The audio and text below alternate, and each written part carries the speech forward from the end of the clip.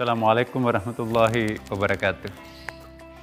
Alhamdulillah para pemirsa, salah satu hikmah yang bisa kita peroleh melalui bulan suci Ramadan ini ialah berusaha untuk mencontoh sifat-sifat Allah Subhanahu wa taala.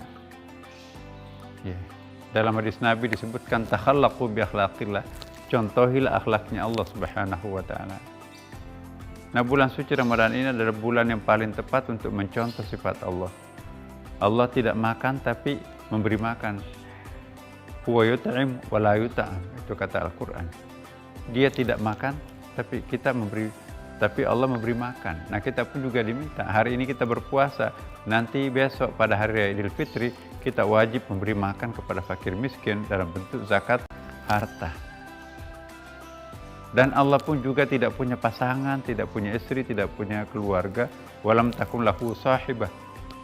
Maka kita bulan suci Ramadan ini kan tidak boleh berhubungan suami istri kan. Itu mencontoh sifat-sifat Allah Subhanahu wa taala.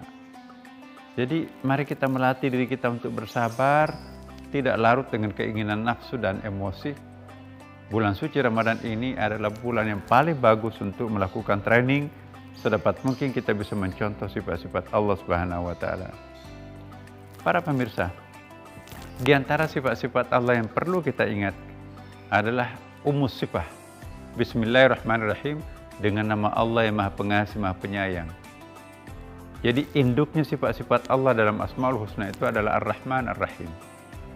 Ya, itulah Maha Pengasih, Maha Penyayang. Dalam hadis disebutkan kalau Al-Quran 30 juz, 6.666 ayat itu, 114 surah, dipadatkan menjadi satu, maka pemadatannya adalah surah Al-Fatihah, 7 ayat.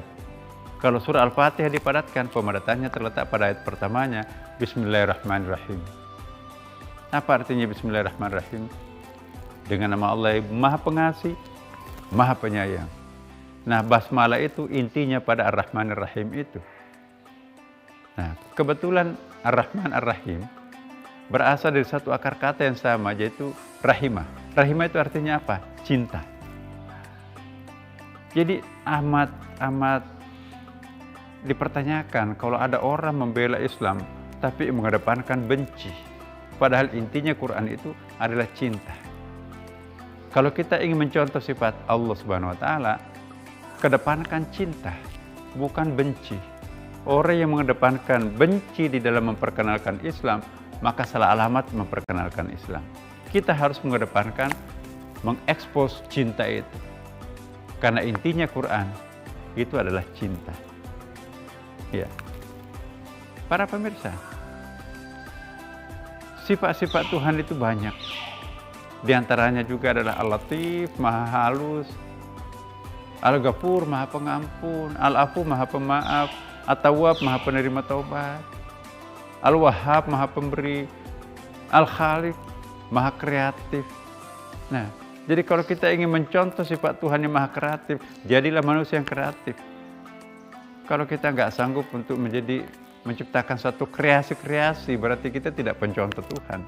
Allah Maha Kreatif, maka kita pun juga harus menjadi kreatif. Apalagi yang bisa kita contoh? Nah, yang paling dekat adalah Al-Jamal, Allah Maha Indah.